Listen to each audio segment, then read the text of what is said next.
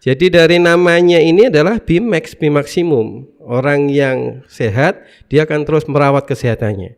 Orang yang sakit naik derajatnya menjadi orang yang sehat. Bahkan kalau ada orang yang sakit kemudian dia konsultasi dengan tim kesehatan BIMAX, dia akan diberikan perawatan dengan BIMAX, maka pada saat sembuh dia jadi konsultan kesehatan. Welcome to Best Podcast Go Berkah No Riba.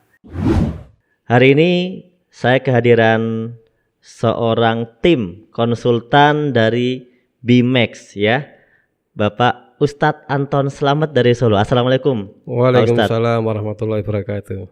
Alhamdulillah hari ini kita bisa hadir di sini buat ngobrolin produk yang baru di launching PT Best nih Ustadz, yaitu produk BIMAX ya. Produk BIMAX ini waktu bulan lalu kita keluarkan ternyata langsung sold out. Alhamdulillah. Semoga nah tapi jujur nih Ustadz, saya masih bingung ini manfaatnya buat apa. Konotasinya max gitu ya. Iya. Nah karena kata teman-teman ini kok bikin kuat gitu loh, ya kan? Bikin kuat. Nah, saya penasaran ini bikin kuatnya kuat seperti apa? Jangan sampai saya salah menilai, salah menafsirkan. Ya, nanti salah lagi. Pengennya saya apa, jadinya apa nanti ya kan? Nah, oke. Ustadz saya mau tanya nih, kira-kira BIMAX ini sendiri apa sebenarnya? Seperti apa? Jadi BIMAX ini merupakan formulasi dari berbagai macam herbal yang umum lah di Indonesia banyak ditemukan itu kan, tetapi dengan komposisi, dengan racikan timbangan yang pas sehingga dia bisa menjadikan kinerja organ menjadi lebih maksimal. Jadi orang mengatakan saya cepat lelah, cepat capek, kurang bertenaga gitu kan, habis kerja pulang sampai rumah loyo, itu karena kondisi dia makan itu tidak bisa diproses secara maksimal karena fungsi organnya menurun. Nah ini dengan konsumsi ini fungsi organnya meningkat sehingga seolah-olah apa yang dia makan itu diolah 100%, seolah-olah punya tenaga terus begitu. Jadi orang kerasa sehat gitu ya. Terasa sehat, tidak merasa capek, tidak merasa pusing, tidak merasa kelelahan lah istilahnya begitu kalau dengan adanya mengkonsumsikan BIMAX itu. Nah, terus indikator sehat itu sendiri seperti apa, Ustaz? Nah, kalau untuk lebih mudahnya sehat itu dari kata sehat itu sendiri, huruf S, E, H, A dan T ya. Ini lebih mudahnya. Yang pertama orang sehat itu adalah punya spirit. Ya, punya semangat. Jadi kalau ada wajah kurang senyum sebenarnya berarti kurang sehat gitu kan ya. Saya kalau kurang senyum kurang sehat ya. Ya jadi mungkin saya mau senyum ada kondisi kerusakan lambung sehingga menjadikan dia harus ngambek dan sebagainya. Ini kalau untuk masalah sehat yang pertama adalah spirit. Ya, spirit. Yang kedua, orang sehat itu adalah dia mempunyai enzim yang cukup. Ya, dikatakan enzim yang cukup itu adalah pada saat dia itu mengkonsumsi makanan bisa menikmati semua nikmat rasanya. Kan ada orang yang makan itu kehilangan rasa. Ini makanannya enak kok kayaknya asinnya nggak ada, manisnya nggak ada. Itu kira-kira sedang nggak sehat. Nah dengan adanya orang sehat itu pada saat dia bisa merasakan asinnya pas, manisnya pas, nikmatnya pas, orang sehat berarti. Saya punya teman itu katanya semua makanan enak. Wah berarti dia sehat secara spirit, secara ininya enzimnya. Tetapi yang ketiga untuk kategori sehat itu adalah tentang masalah hormon yang seimbang. Ya, banyak orang yang dalam kondisi sehat tubuhnya, tetapi kemudian masuk ke dalam ranah dia mudah mengalami sakit pada saat dia adalah hormon tidak seimbang. Artinya begini, manusia itu diciptakan fa'alhama fujurah wa taqwaha. Ada kadang-kadang adalah fujur dan takwa. Nah, kalau orang itu berpikirnya negatif melulu, maka badan yang sehat kayak apapun bisa jatuh dari kesehatannya menjadi sakit. Sehingga kalau untuk orang sehat ini adalah balancing hormonnya, setidaknya kita harus meningkatkan husnudon. Jadi apapun, kena masalah apapun husnudon. Di balik masalah pasti ada hikmah. Di balik masalah pasti ada hadiah. Nah di situ. Jadi insya Allah kalau orang senantiasa setiap masalah itu di husnudon begitu, insya Allah dia akan tetap mendapatkan tubuh kesehatan. Kebanyakan ada saat ada orang musibah menimpa kita yang disalahkan orang lain. Nah kalau kita husnudon, ini mungkin cobaan, mungkin ujian, mungkin ada hadiah yang disiapkan Allah SWT pada saat setiap dibalik musibah atau masalah yang kita hadapi. Husnudon. Yang berikutnya adalah huruf A. Orang sehat itu harus aktif bergerak. Gitu. Makanya kalau nggak aktif bergerak, sebuah bisnis pun kalau nggak aktif bergerak juga akan mati juga di situ kan. Nah kebiasaan ada orang yang pada saat dia bekerja mungkin sebagai karyawan gitu ya, pada saat aktif bekerja dia sehat, begitu dia pensiun hanya banyak di rumah sakit-sakitan. Karena apa? Kondisi sehat tidak dipakai untuk bergerak. Ya, berbeda dengan mesin. Kita istirahatkan, kita matikan berapa tahun masih awet gitu. Tapi kalau manusia semakin tidak digerakkan, semakin mati selnya, semakin mudah mengalami sakit. Dan yang terakhir, orang sehat itu adalah orang yang senantiasa ditreatment. Jadi orang sehat itu bukan kemudian hadiah semata-mata dari Allah, entar sakit juga karena Allah. Sehat, mentreatment sehat itu adalah merupakan ikhtiar, takdir Allah. Tidak mentreatment kesehatan juga merupakan takdir Allah yang nanti menjadi penyakit pada saat dia treatment. Nah, BMAC di sini merupakan salah satu mentreatment kesehatan tadi.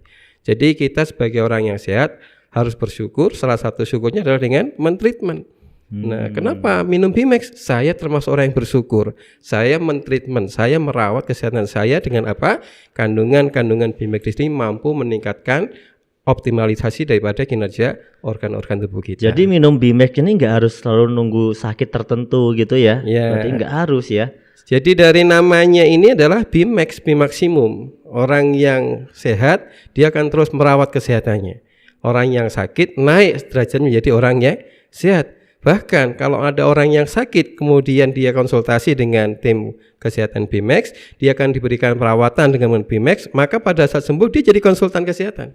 Ini yang berbeda dengan. Terus mengapa orang itu bisa sakit? Nah, kenapa orang bisa sakit sekarang? Ya, jadi orang itu keluar daripada kebiasaan sehatnya. Pasti semua orang sakit adalah karena keluar dari kebiasaan sehatnya. Ini contoh nih, pada saat dia punya masalah, jadi kalau kita orang sakit tadi sehat dari kata SHAAT, kalau orang sakit dari kata sakit juga SAKIT. Orang pertama kali sakit bukan karena faktor makan, nanti ada faktor stres. Ya. Jadi faktor stres, faktor stres. Iya, stres. Jadi stres. Jadi dia merasa semua masalah itu terasa berat. Padahal kalau di dalam Islam dikatakan kalau punya masalah sabar dan sholat. Masalah itu akan diberikan sebuah solusi oleh Allah SWT ya. Jadi masalah pertama adalah faktor stres. Jadi ada orang kena diabetes yang salahkan gula, orang kena kolesterol yang salahkan kambing gitu kan. Padahal kambing tidak mengandung kolesterol gitu. Kambing mengandung anaknya kambing kan begitu. Nah, ini kadang-kadang adalah gara-gara makan kambing jadi kolesterolnya naik, bukan karena faktor stres. Nah, ini kebanyakan orang-orang Indonesia pada saat dia kondisinya stres, itu malah kadang-kadang mencari makan yang enak. Ya, sedang ini ya budak kepala gitu. Oh iya, karena dia stres jadinya cari gara-gara, cari pelampiasan gitu kan ya. Sedang marah sama bosnya, beli makanan kepala ikan dibawarkan bosnya dimakan gitu. Nah, ini malah menambah stresnya sehingga menjadikan apa yang di dalam kandungan manusianya baik dalam tubuh kita menjadi racun dalam tubuh kita. Yang kita makan gula jadi tambah gulanya itu. Itu adalah yang pertama, stres. Yang kedua, faktor orang sakit adalah huruf A. Yaitu adalah air yang kurang. Ya, air minum yang kurang. Makanya banyak terapi-terapi orang yang sakit hanya dibanyakkan minum air, insya Allah sembuh. Ya, bahkan air ini merupakan sumbangan oksigen dalam tubuh kita. Dia kandungan adalah O, ya H2O ya. H2O. Nah, setiap kita minum dia akan menyumbangkan oksigen untuk tubuh kita, gitu kan, selaku menjadikan pelarut dan membuang toksit yang kita konsumsikan. Berapa banyak orang sehat itu kalau misalnya untuk menurut kesehatannya dalam hitungan kita adalah setiap 25 kg berat badan membutuhkan air putihnya 1 liter. Ya. Jadi kalau 50 kg 2 liter. Bagaimana dengan minum teh atau kopi? Dia dianggap sebagai makanan cair, bukan minuman. Bukan dianggap minuman ya. Bukan selain air karena untuk mineral itu tidak dianggap ya. Karena kopi ataupun teh itu harus diencerkan lagi. Ada kandungan kopinya, ada kandungan gulanya, bahkan ada kandungan creamernya. Itu kita tidak sebagai minuman. Minuman adalah air putih. Jadi termasuk kalau kita minum apa? Kayak kolagen, ini tidak dianggap dari 25 kalau liter di dalam tadi ya. Kita ini diartikan sebagai makanan cair, bukan minuman. Bukan minuman ya. Makanan cair. Jadi saya kira itu udah minum Ustaz ya. Jadi saya nggak minum air putih biasanya. Ini kadang di tetangga saya ya, dia sudah mengatakan saya udah minum banyak, tetapi tiba-tiba kena batu ginjal. Padahal dia katakan, dokter Pak kalau nggak minum banyak, saya minum banyak, tapi minumnya teh. Nah, teh ini menjadikan tubuh kita harus memproses, memisahkan gulanya, memisahkan tehnya. Baru nanti jadi airnya tinggal sepertiganya, tinggal setengahnya, sehingga ginjal tetap kurang air kalau kita mengkonsumsikan minuman yang berwarna-warni. Jadi boleh minuman yang berwarna, tetapi kecukupan air putih disesuaikan dengan berat badan. Itu adalah huruf A. Yang berikutnya adalah huruf K. Huruf K. Yaitu adalah kurang olahraga. Ya. Di Indonesia ini banyak kan nih penyakit nih, pengennya kerja enak tapi nggak banyak keluar keringat gitu. Padahal keringat merupakan salah satu detoksifikasi. Ya. Ibu-ibu mengeluarkan keringat pada saat masak itu bukan dikatakan sebagai detoksifikasi karena keringat yang keluar adalah asam. Ya, beda ya berarti ya. Sementara kalau untuk yang keluar keringat yang sehat adalah keringatnya keluarnya asin. Makanya kalau misalnya kita olahraga pakai baju hitam, nanti kalau setelah kita keringetan kita kita jemur ya, keluar tuh pulau-pulau warna putih, itu adalah garam. Nah, itulah yang menjadikan efek kalau kita kurang olahraga, garam tadi menjadi mineral penyumbat. Keringat aja ada yang asam, ada yang asin. Betul, ada keringat bau kecut gitu kan, ada yang rasanya asin. Nah, keringat yang menyehatkan adalah keringat yang karena olahraga, faktor digerakkan tubuh kita ya. Dia itu adalah warnanya asin tadi itu. Jadi kalau hanya untuk yang karena kepanasan, AC mati, kipas kurang kencang, ini keringatnya asam semua itu ya, tidak sedap di dalam tubuh kita, capek semuanya ya. Kemudian yang berikutnya adalah huruf I. Huruf I. Itu adalah istirahat tidak optimal. Orang mengatakan istirahat yang cukup. Yang cukup yang bagaimana? Bukan cukup, yang benar adalah istirahat yang optimal. Bahwasanya waja'nal laila libasa waja'nan nahara ma'asa. Sunnah dari fitrahnya daripada manusia, malam itu istirahat, siang jarum cari maisha. Nah, kapan tidur yang beroptimal tadi? Kurang lebih kisaran jam 10 sampai dengan jam 2 pagi. Ya, kalau misalnya keluar dari jam tidur tadi, maka kita tidak mendapatkan hormon melatonin yang digunakan untuk regenerasi tubuh kita. Jadi seolah-olah tidur siangnya full panjang, ternyata tidak bisa menggantikan malam harinya kita tidurnya meskipun sedikit. Siangnya panjang. Betul. Ya. Betul. Jadi tidur kita misalnya jam 11, itu kita anggap kehilangan tidur 1 jam. Biasa tidur jam 12, dia kehilangan tidur 2 jam meskipun bangunnya jam 6. Karena yang dihitung adalah jam 10 sampai jam 2 pagi. Betul. Ya, jadi itu adalah istirahat yang tidak optimal. Sehingga dengan adanya akumulasi stres, air yang kurang olahraga, istirahatnya juga amburadul, tengah malam baru tidur, maka terjadilah akumulasi yang T yang terakhir, itu adalah toksit.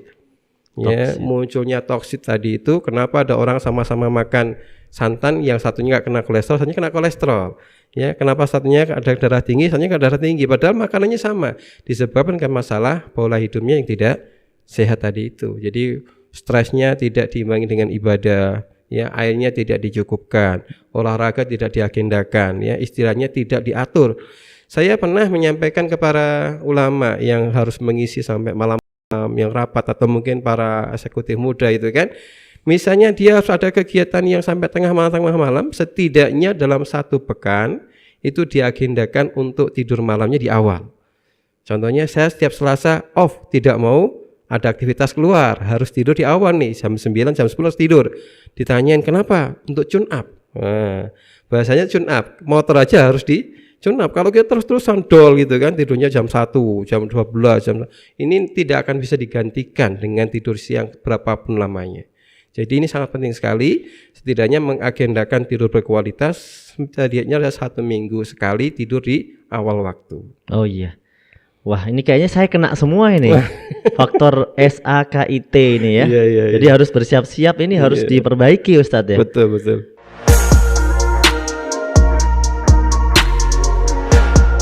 Bagi teman-teman yang melihat podcast BMax pada video ini, silahkan bagi yang memiliki pertanyaan atau ingin berkonsultasi seputar apa yang diderita, entah itu penyakit atau yang lainnya, boleh langsung di kolom komentar. Insya Allah pertanyaan-pertanyaannya akan kami simpulkan untuk kemudian menjadi tema pada podcast berikutnya.